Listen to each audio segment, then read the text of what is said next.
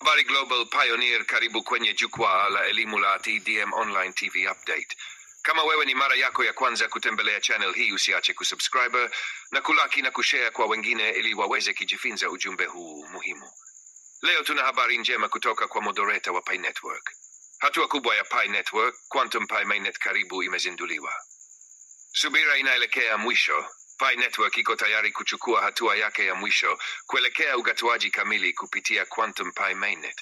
Hatua hii italeta miamala isiyo na vikwazo na kufungua uwezo kamili wa blockchain ya Pi Network.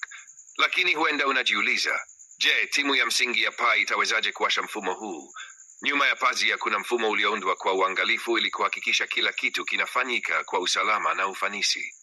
Mfumo wa uidhinishaji wa msingi. Ili kufanikisha uzinduzi wa Quantum Pi Mainnet lazima ipate idhini rasmi kutoka kwa timu ya msingi ya Pi. Hivi ndivyo mchakato huo unavyoweza kufanyika. 1.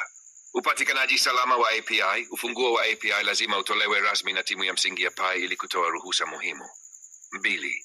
Udhibiti wa kituo cha API. Timu itasimamia kituo cha API mfano api.minepi.comnet ili kuzuia ufikiaji usioidhinishwa.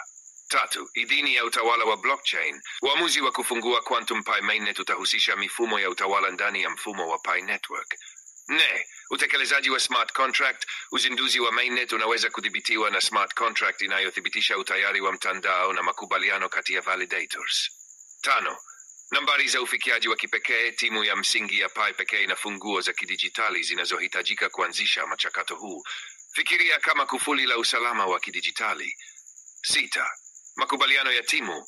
Uamuzi wa uzinduzi hautafanywa na mtu mmoja. Badala yake, timu nzima itafikia makubaliano ya pamoja kwa msaada wa teknolojia mahiri. 7. Ukaguzi wa mwisho kwa wote. Kabla ya uzinduzi, watumiaji wote lazima wakamilishe uthibitishaji wa akaunti zao na uhamishaji wa tokeni zao. Hakuna anayeachwa nyuma. 8. Kipaumbele kwa utulivu. Mtandao utapitia majaribio makali ya usalama ili kuzuia matatizo yoyote. 9. Kitufe kimoja, mabadiliko makubwa.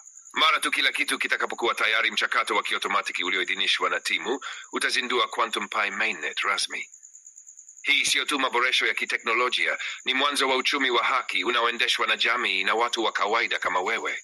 Muda wa kusubiri unakaribia mwisho. Quantum Pi Mainnet inakuja hivi karibuni. Je, uko tayari kuwa sehemu ya historia? Kumbuka, maoni yako ni muhimu. Naendelea kufuatilia makala zingine zijazo. Asanteni sana. Mungu awabariki wote. Pi Network, decentralization, Pi Coin, crypto kwa wote.